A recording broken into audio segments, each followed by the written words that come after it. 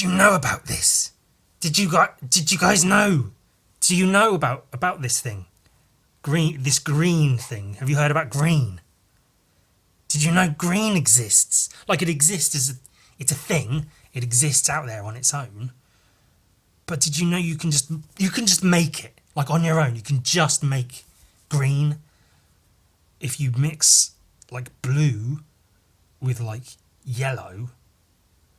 It makes green, and then you can go take that and you can go wild with it, and you can, like, if you add a bit more blue, then it's like a bit of a darker blue, a green. If you add more yellow, then it's more like a yellow, like a lighter yellow green. But then if you add like a bit of red, it goes a bit brown. If you add a bit like white, it goes like a different, like lighter. But then if you go like blue white, then it goes like lighter blue, like aqua turquoisey green. But then if you go like yellow white, and then it goes like lighter, like a, more sort of grass green, like a leaf green kind of, and then like red with brown, and then it's like a brown green.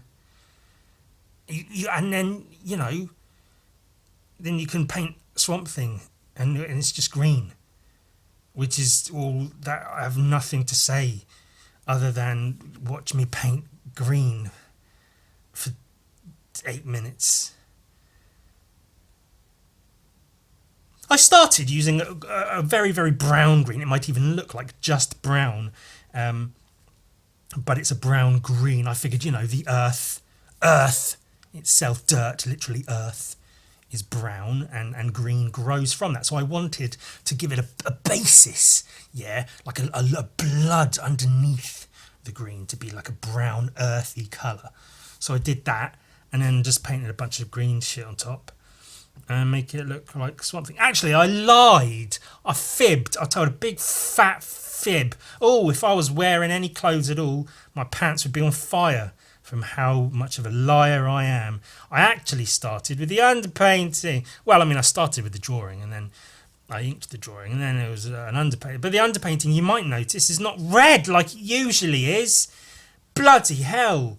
It's fucking green instead. Because, if I paint like flesh and stuff, then like having a red underpainting, it makes sense, innit?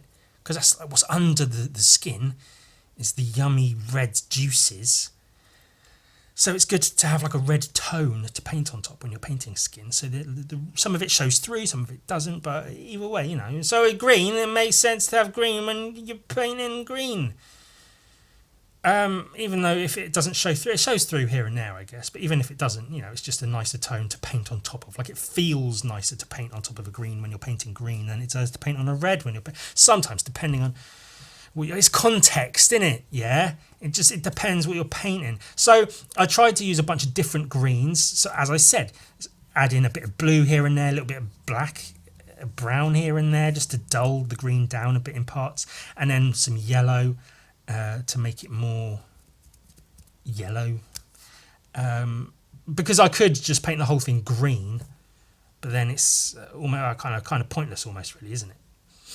If it's just all one tone of green, but darker at the bottom, lighter at the top, with some highlights and things, like, what's the point? So a few different tones, and textures, trying to add like leaves and moss kind of textures.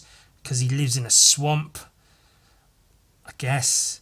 Turquoise for the background. Whoa! I was thinking about doing an orange, about going contrasty and going bright orange.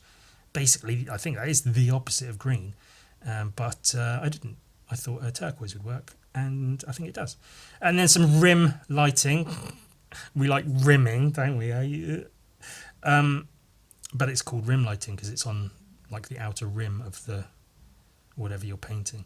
Just a little bit of that. Sometimes it's really, really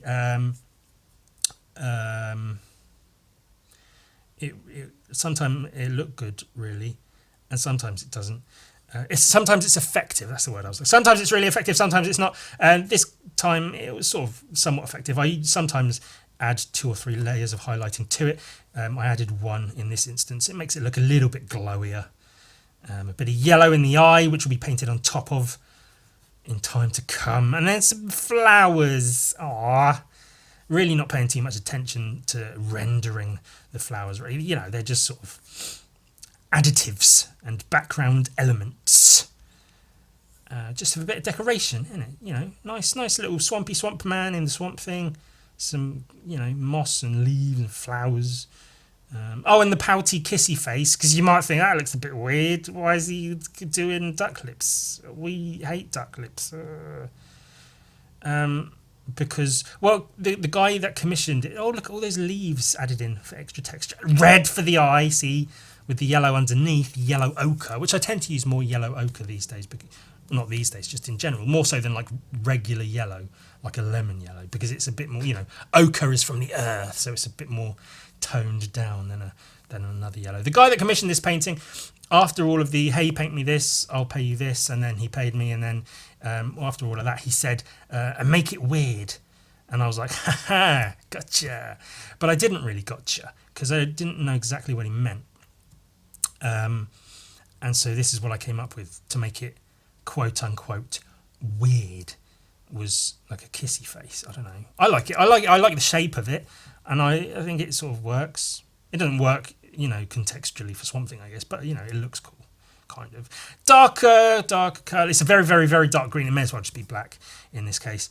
Just for outlines and shadows, adding some contrast and a bit of sharpness to certain parts. You know, you can see like those little shadows on the vines, the vine sort of things on his noggin, on his bonce.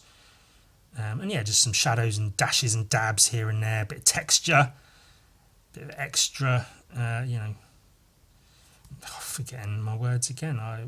Why do I even bother? I should just give up now. I really should. But hey, more of that, more texture, more, you know, paint, green and stuff. You get it. It's just, you know, oh, look at all that texture. Now probably using the white for the final highlights. There we go. Oh, little shiny bits on top. Always the last part to do. It's always nice to do that. For one thing, it looks cool, but also you know the painting's finished when you have that stage as your final stage. You get there and you go, it's all done. Anyway, I'm not wearing any clothes as I record this. I hope you enjoyed it.